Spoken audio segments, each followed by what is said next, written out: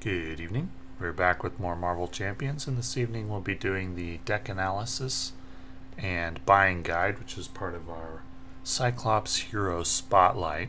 So I mentioned in my gameplay video that Cyclops outperformed expectations.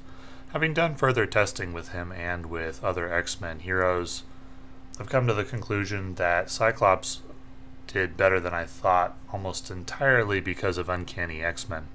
I think you could put Uncanny X-Men in any hero in the game. Well, obviously you can't because the restriction is X-Men only, but if it didn't say X-Men only, you could put Uncanny X-Men and the X-Men team into any hero in the game and they would be able to do some things, at least beat Rhino on Heroic 1. Because Uncanny X-Men is just so good, you can almost just ignore the hero's kit entirely and just play Uncanny X-Men, To Me My X-Men, and the X-Men allies, and do okay. Cyclops does probably make the best use of Uncanny X-Men of any of the X-Men heroes because he has the ability to play allies, X-Men allies from any aspect in his deck, not just leadership ones. So he makes the best use of Uncanny X-Men, but even so, the strength of Cyclops is almost entirely in Uncanny X-Men and To Me My X-Men. What does that mean for our buying guide? Well, it means that Storm is an absolutely essential hero pack if you're going to play Cyclops. If you have the thought of playing Cyclops without picking up Storm, honestly I wouldn't bother. I think you'll find Cyclops very underwhelming without Uncanny X-Men and To Me My X-Men, which means absolutely positively have to have Storm in order to play any kind of decent Cyclops deck. And I think you also need the Mutant Genesis expansion so that you get access to Colossus, Polaris, Professor X, and Wolverine. And the Wolverine hero pack is very helpful as well for Psylocke and Sunfire.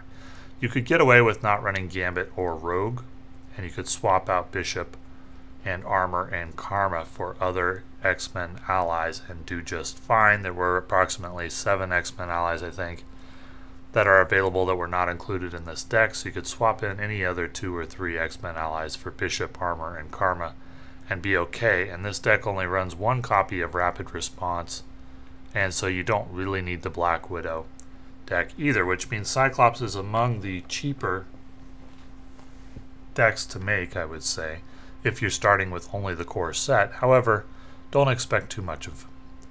My analysis is that he is roughly equivalent to Scarlet Witch, which is not to say that he's bad. He is above average, as is Scarlet Witch, and they are able to do some things, but they're also pretty limited in what they can do. And I would like to see a redesigned Cyclops, really. I would like to see Field Commander be a permanent card. May take the first turn during the player phase.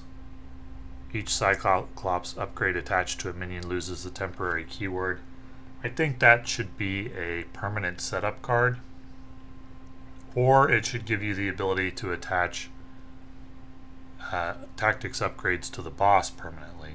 And then Cyclops would be pretty good, and he'd be a lot more fun to play. I don't believe he'd be overpowered in that scenario. But that's not the case. And so as it is, he's a teamwork focused hero in which you want to use cards like Exploit Weakness, which adds 1 to each attack. You want to coordinate with your teammates in order to make the best use of that. Practiced Defense, and also the upgrade Priority Target gets better in multiplayer as well because it's able to be used more often. More encounter cards because of more players means more allies, means more opportunities to use Priority Target. And Field Commander is just kind of a useless card in solo play and really never gets played. So I enjoyed this hero. He's not that strong though. I'd rank him in like the A- tier. So he's ahead of heroes like Captain Marvel or Nebula, roughly equivalent to Scarlet Witch, and worse than Nova, SPDR, or Star-Lord. Star-Lord being the top three that we've spotlighted so far, Star-Lord being the best of them. But Cyclops can get some work done, and he did better than I thought he would. And he's fun. The Optic Blast is fun. I wish it wasn't so clunky, requiring an upgrade, or I wish it was easier to get upgrades and keep them on the target. I don't think that Cyclops would be overpowered if you could just permanently attach upgrades with the addition of Field Commander. Though it's possible that he would be overpowered in multiplayer. It's possible he would be like an S-tier hero in multiplayer if there was a way to permanently attach tactics upgrades to the boss. That is very possible, but I don't think he'd be overpowered in solo play. But this entire cycle has been more geared toward multiplayer than solo play, and Cyclops is no exception. So, able to do some things in solo, gets a little bit better in multiplayer, though he does step on what your teammates are trying to do a little bit if you're running an all X-Men team, because they won't be able to play some of the X-Men allies as well when you are playing them. Who would I recommend Cyclops for? Well, I'd recommend him for fun or thematic reasons, or for building like an X-Men team. Cyclops would be one of the heroes I would include